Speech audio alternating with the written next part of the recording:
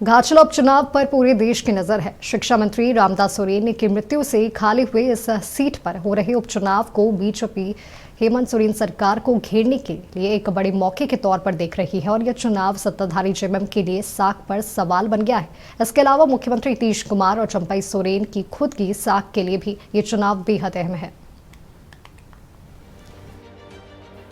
घाटशिला उपचुनाव सोरेन वर्सेस सोरेन है। जेएमएम ने दिवंगत रामदास सोरेन के बेटे सोमेश सोरेन को मैदान में उतारा है। बीजेपी ने बाबूलाल सोरेन और जेएलकेएम ने रामदास मुर्मू को उतारा है। यहाँ 13 प्रत्याशी मैदान में हैं, लेकिन मुकाबला जेएमएम के सोमेश सोरेन और बीजेपी के बाबूलाल सोरेन के बीच है। घाटशिला असेंबली सीट के उपचुनाव के लिए नामांकन की प्रक्रिया 13 अक्टूबर से शुरू हुई। नामांकन की आखिरी तारीख 21 अक्टूबर थी। नाम वापसी के लिए 24 अक्टूबर तक की मोहलत दी गई थी। मतदान की तारीख 11 नवंबर और मतगणना 14 नवंबर को है। घाटशिला उपचुनाव में 2,55,823 वोटर हैं, जो पिछले साल हुए असेंबली चुनाव से 4,456 ज्यादा हैं। उपचुनाव के लिए 300 पोलिंग स्टेशंस बनाए गए हैं। पिछले साल हुए असेंबली चुनाव में जेएमएम के रामदास सोरेन ने बीजेपी के प्रत्याशी बाबूलाल सोरेन को 22,446 वोट से शिकस्त दी थी।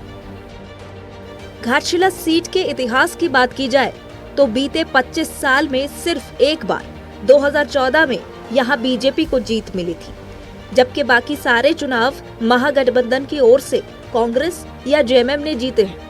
जेएमएम लगातार 2 चुनाव यहां से जीतती आई है और शिक्षा मंत्री रामदास सोरेन की मृत्यु के बाद सहानुभूति वोट की उम्मीद कर रही है।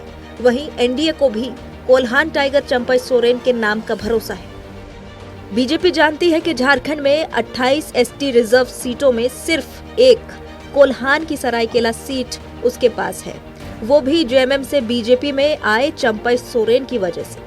इस बार क्योंकि मुकाबले में चंपई के बेटे बाबूलाल सोरेन हैं, जिन्हें पिछले चुनाव में 75,000 से ज्यादा वोट मिले थे, लिहाजा पार्टी को लगता है कि घाटशिला में जेएमएम के खिलाफ 10 साल की एंटी इनकम्बेंसी का असर देखने को मिलेगा और पार्टी को जीत मिलेगी।